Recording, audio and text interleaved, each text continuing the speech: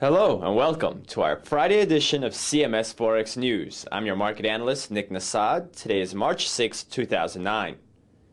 We begin our program with the big news of the day, which was the U.S. non-farm payroll report.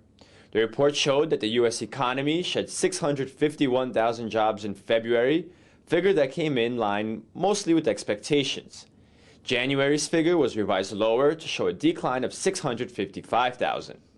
The unemployment rate, meanwhile, jumped to 8.1% from 7.6% in January. The data underscores the perilous condition of the U.S. labor market and the intensification of layoffs the last several months. Let's jump right into some market highlights and see how our key pairs did during the session and this week. The euro-dollar pair entered the global session around the 1.2540 area, rose overnight to 1.27, and then jumped to 1.2750 following the non-farm payroll release. The 220 pip climb was enough, and the pair fell back below 1.27 by New York afternoon trading. Today's high broke above resistance for this week, but a late greenback rally pushed the pair back below where it started this week.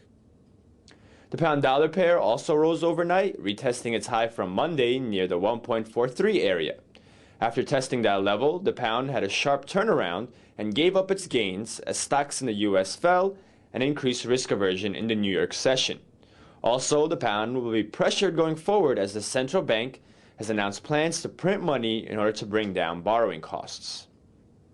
The euro-pound pair saw a sharp 130 pip rally in today's session, bringing the pair back to resistance levels set up on Monday and Tuesday around 0.90. That wiped away the gains the pound saw the last three sessions. Again, weaker stocks in London and concerns over the Bank of England's quantitative easing plans were the main factors in the pound sliding. U.S. stocks started the session higher but fell into negative territory rather quickly thereafter. The oil prices rose to near the $45 a barrel level. The U.S. dollar-yen pair continued its fall from Thursday in overnight trading, hitting a level of support that has set up since mid-February.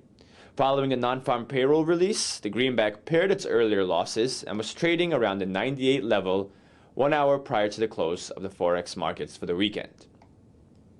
In a fifth pair, the US dollar-Canadian dollar pair saw similar seesaw action, first falling in favor of the loonie on greenback weakness overnight, but then strengthening to test a newly established downward sloping line of resistance. The pair is forming a wedge pattern with horizontal support near 1.2750. In a couple of other fundamental releases from today, Swiss consumer prices were up 0.2% for February, a result that was higher than expected and which follows a 0.8% decline in January. On the year, prices rose 0.2%, also higher than what we saw in January. UK producer output prices showed the same 0.1% monthly change for February as we saw in January, and the annual rate slowed to 3.1%, which met forecasts. Core prices were flat on the month. Input prices in the UK rose 0.6% on the month, which beat expectations, though the annual rate cooled to 0.5%, a reading that came in far below expectations. After a slew of important releases this week, including services and manufacturing data, 4 central bank announcements, and today's non-farm payroll report, next week's fundamental docket doesn't hold as many big releases. Still, we will get decisions on interest rates from New Zealand and Switzerland, retail sales and trade data from the US, and employment figures from Australia and Canada. And that wraps up our coverage of the Forex markets for this week. We thank you all for joining us here at CMSFX.com. And from all of us here, have a great weekend.